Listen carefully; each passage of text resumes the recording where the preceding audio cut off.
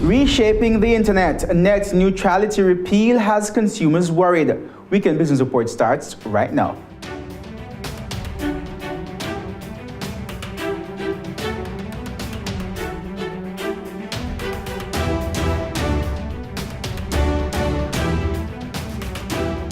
Hello and welcome to the show. I'm Kenil Gale.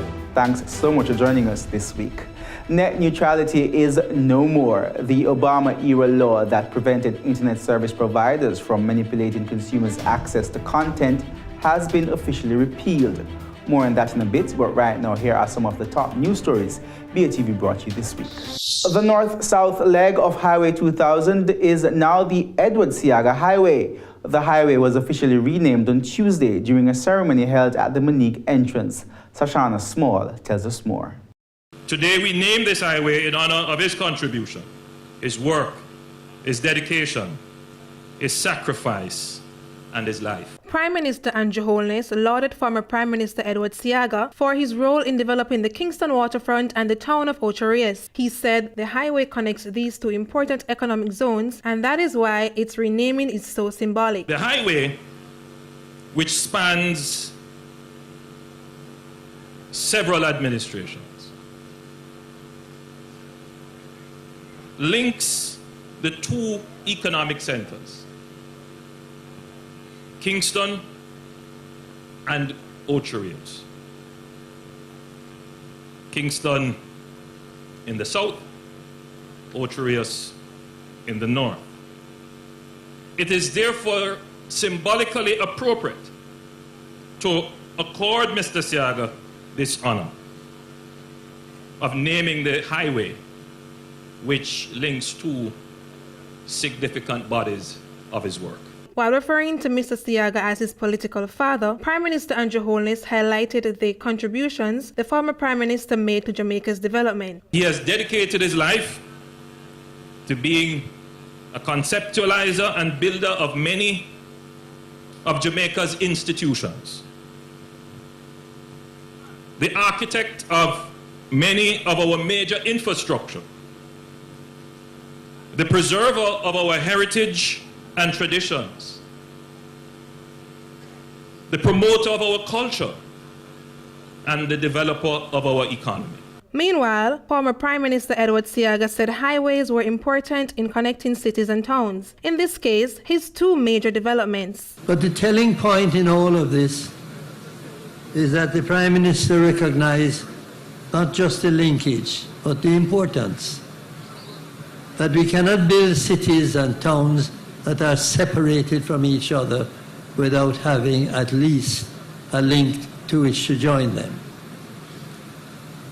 And that link is Kingston and Ocho Rios.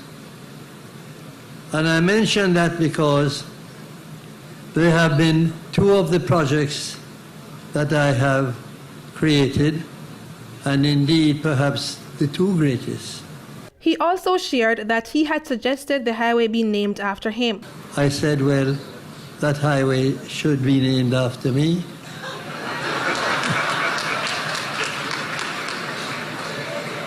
And I wasn't embarrassed in telling the Prime Minister so. And in his wisdom, he realized it and accepted it. Meanwhile, People's National Party supporters staged a protest at the southern end of the highway, objecting to it being named in honor of former Prime Minister Edward Seaga. They argued that it would have been more appropriate if the highway was named in honor of former Prime Minister Portia Simpson Miller. Here's more. The protest was organized by the St. Catherine Municipal Corporation, which passed a resolution last week calling for sections of the North-South Highway, which runs through St. Catherine, to be named in honor of the former PNP President Portia Simpson Miller, who was Prime Minister when the highway's construction began. PNP Chairman Fitz Jackson, who was among the group of protesters, said he plans to lobby for his party to overturn the Holness administration's decision when they return to power. I am going to lobby for a revisit to that name. Because as I said, then I repeat, I don't know if they told you, it's just so inappropriate. Mr. Seaga opposed the concept of the highway from the beginning. He lobbied against it.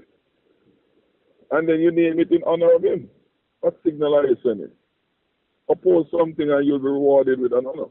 He argued that naming the highway after former Prime Minister Portia Simpson Miller is more appropriate. Portia Simpson Miller would be more appropriate, given her own contribution towards making that highway a reality. And that's a matter of fact. She under her tenure, she led a team to try and negotiate with the finance of it. Her tenure is what brought that leg to fruition. And therefore, it would be more appropriate to name it in her honor. But certainly not Mr. Seaga. He said the government's decision to rename the highway without bipartisan consultation is arrogant and regrettable. I think that is a bit of arrogance. It's unfortunate. I do believe that national symbols should enjoy some amount of bipartisan consensus because they are symbols on behalf of the country. And I think that is the least that should be done. I consider it unfortunate and regrettable. The Jamaica Public Service Company says it has already lost $32 million from electricity theft since the start of the year, with businesses accounting for a large percentage of that figure. Nordia Francis Williams reports. JPS's Senior Vice President of Customer Services, Ramsey McDonald, says contrary to popular belief that inner-city communities are mostly responsible for electricity theft, businesses and individuals living in more affluent areas account for a significant portion also. Here in Jamaica, we have a tendency to think that the theft of electricity is an inner-city community problem for those who can't afford it, and for those who we can irregularly see stealing through various methods.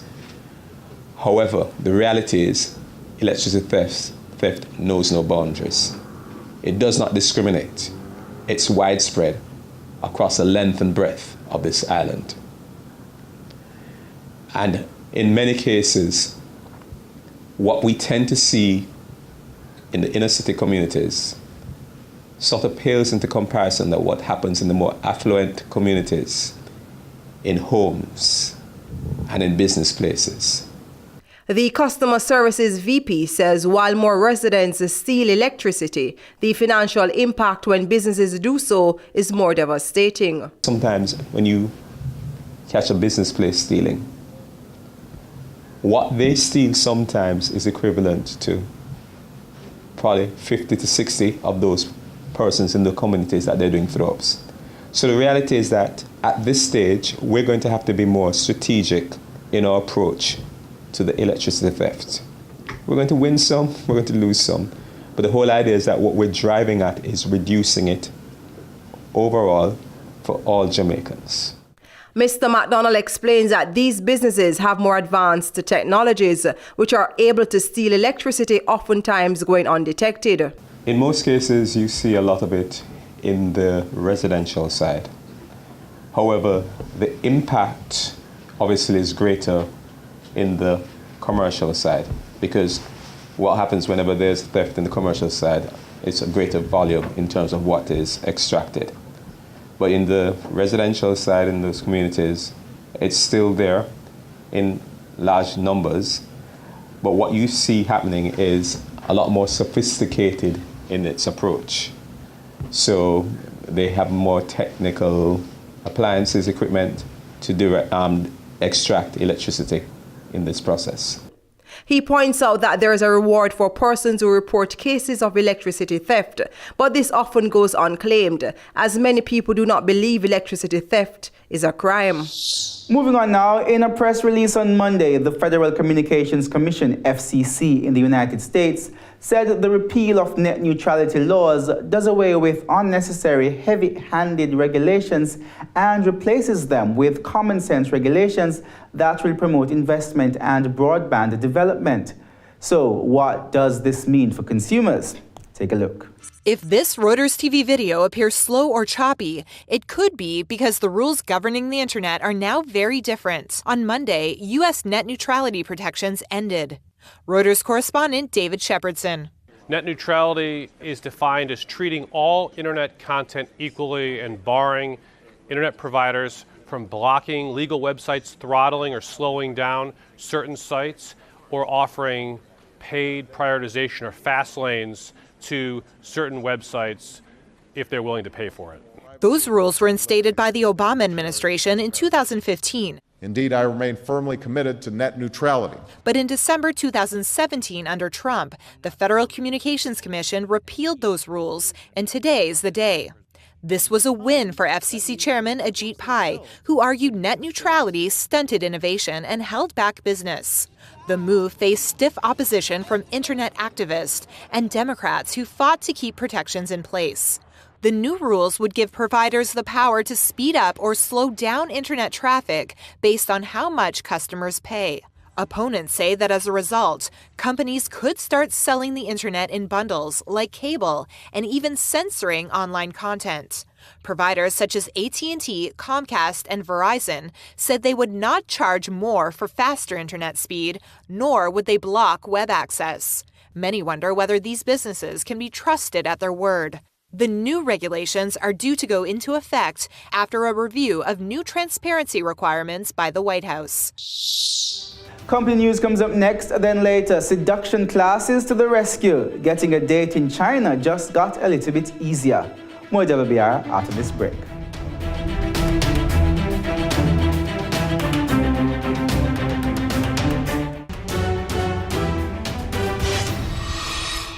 Welcome back to Weekend Business Report. Here's this week's company news. Grace Kennedy says it will acquire 35% of Catherine Speak Pure Spring Bottled Water brand, which is owned by Peat Bottling Company Limited. The deal is subject to further due diligence. Grace Kennedy has also been appointed the executive distributor of the Catherine Speak brand. Grace Kennedy Group CEO Don Webby says the transaction forms part of the company's strategic growth initiative to acquire top Jamaican brands with broad customer appeal capable of growing both locally and internationally. The board of directors of the Main Event Entertainment Group Limited says revenues for the 6-month period ending April 30, 2018 were up $49 million, ending the period at over $702 million. The board says it believes the company is making good progress towards growing profitability and delivering greater value for clients and stakeholders. The board also notes that the company's new product M-Style has shown considerable promise during the period. Sagicor Real Estate X Fund has recorded its highest net income since the company started in 2013. The company pulled in $2.7 billion for 2017, a more than 50% increase over the previous year's figure. Additionally, the agreement with NASDAQ-listed hotel owners and operators Playa Hotels and Resort in February saw the company getting more than 20 million Playa shares as well as $100 million in cash. Let's now take a look at the closing numbers from the major stock markets around the world.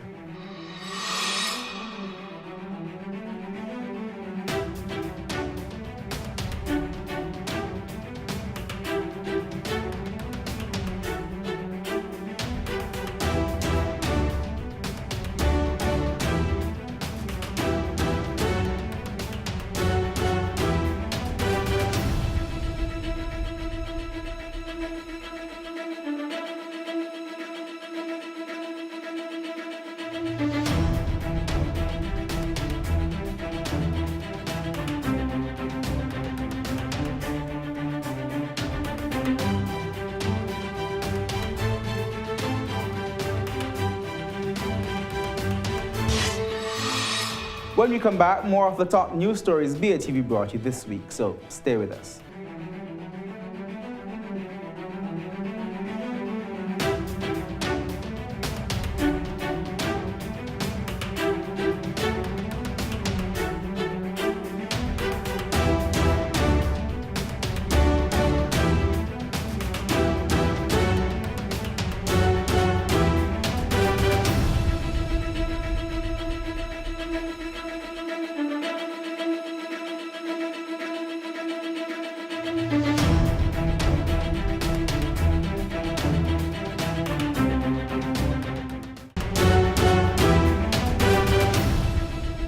Welcome back to Weekend Business Report. More news now. Opposition spokesperson on Labour and Social Security, Horace Daly, has called on the government to implement legislation that will protect the rights of contract workers.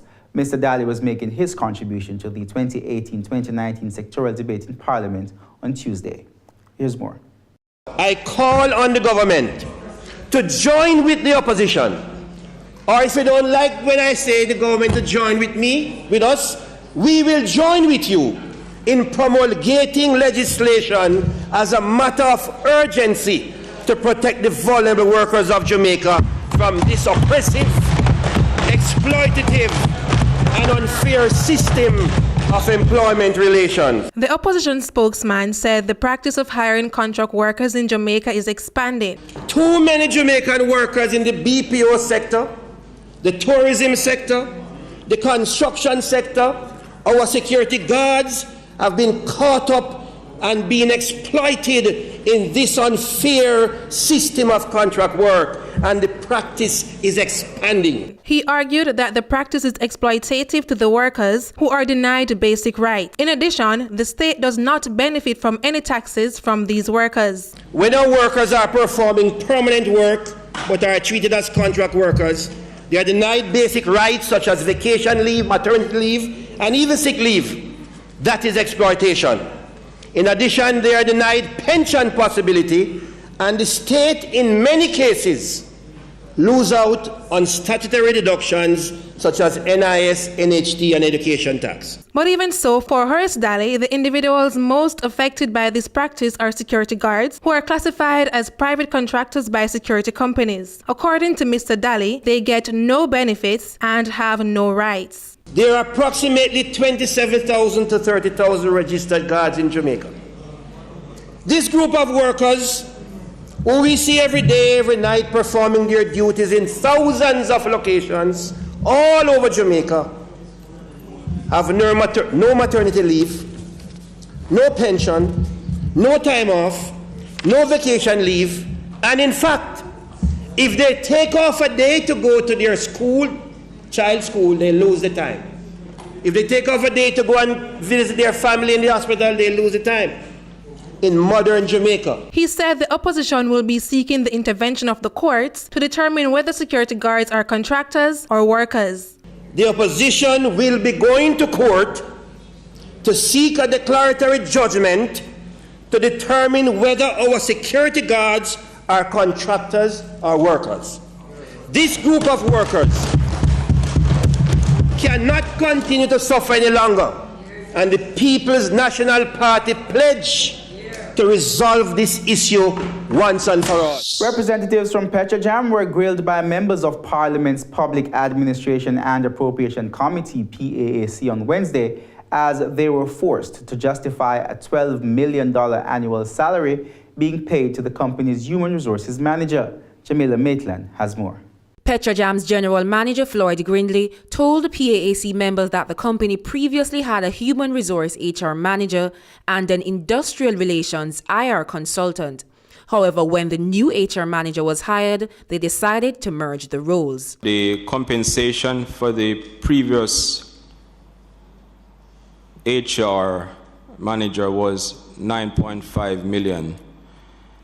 However, $9.5 million was paid to the HR manager, but we also had a IR consultant that supported that HR manager, the previous HR manager, that we paid approximately $5.2 million for the year. The current HR manager is not complemented with a IR consultant because of her skill set and the experience that she is bringing to Petrojam. Mr. Grindley emphasized the skill set that the new HR manager brought to the table, which he said has significantly benefited the company. But PAAC members weren't satisfied with the explanation. Fitz-Jackson questioned the new human resource manager's qualifications. What degree certificate that the person holds coming to the position, what is her experience before, where she served, how many years of service, number of employees degrees, in the former employment, that allows you to establish that she has the skill set. Other members were concerned that with Petrojam already over budget, the sustainability of the company may be impacted by lucrative salaries such as this one. I would want to caution that in addition to salary related issues that we can't help with, it would be good to still make the effort to get people to a place that they are willing, like we are as members of parliament, to work at lower salaries, because like MPs, teachers, police officers, we are at a place where we understand that we have a duty to country as well, so that we're not sitting here another time and we hear 20 people have gone from Petrojam just on the basis of money alone. Mr. Grindley is expected to give an update to the committee regarding the qualifications of the HR manager within 2 weeks. State Minister in the Ministry of Education, Youth and Information, Floyd Green, is looking to forge partnerships with entities in South Africa to benefit Jamaican youth. Minister Green was in South Africa a few days ago to participate in that country's Youth Month activities. Javon Keys has more. Jamaica's State Minister in the Ministry of Education, Youth and Information, Floyd Green, appeared on a local South African program called Power Lunch, where he spoke about some of the issues impacting youth in Jamaica. He noted that Jamaica is seeing macroeconomic stability. However, there is now the need to drive growth. That is why he's looking to engage South African investors to share best practices regarding entrepreneurship among youth. We're driving now for growth, and the only way we can really drive for growth is one, through investment. So clearly, part of why I'm here is also to engage the business community. We're looking to set up youth business exchanges among our young entrepreneurs. We believe, one, South African entrepreneurs have a lot to share, and we can share as well. Plus, we're seeing how can we create a framework for investment through South-to-South cooperation. He argued that despite this not being a common practice, it could be worth fostering. Oftentimes we look further afield. We look to the United States, we look to Europe, but we don't look among our African partners. Sure. And we want to change that framework. Meanwhile, Minister Green pointed out that the issue of youth unemployment is a worldwide problem, and even though he considers the current national rate in Jamaica to be high, his ministry has put a number of programs in place to help equip young people with the necessary skills to fill the jobs available. He shared that the government has retrofitted what were formerly known as youth information centers to transform them into youth innovation centers with a focus on entrepreneurship. So what we're doing across our youth development landscape is that our centers, we used to have youth information centers, which are centers for youth to go and to get information. We've transformed those. What we're now doing is what we call innovation centers. So the focus is on business. We want to have young people, especially in rural Jamaica, in the countryside, who have business ideas, to have a framework that they can go into our centers and transform those ideas into plans and then match it with funding so they can actually establish businesses. Minister Green also noted that the government is taking a critical look at what the jobs of the future will require in order to tailor Jamaica's secondary curriculum to fit the requirements. We have spent significant time over the last 2 years, I would say, reculturing our society to what jobs are important, where we have the need, where the world is going, especially in relation to technology, and to ensure that we have the training programs from as early as secondary school that ties into it. So what we have seen, the jobs of the future require high levels of skills training. So we have a National Skills Training Institute, and what we're now doing is ensuring that the young people are introduced to those skills from secondary school. We also realize the jobs of the future require much more soft skills, much more independent thinking. And as such, we've revitalized and reformed our curriculum. When we come back, finding love in China. There's an app for that. We'll tell you more after the break.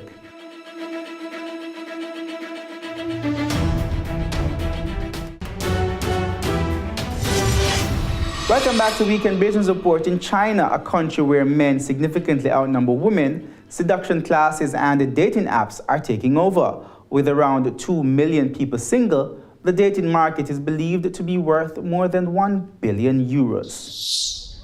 Wedding fever in Shanghai, where singles dream of one day finding their Mr. or Mrs. Right.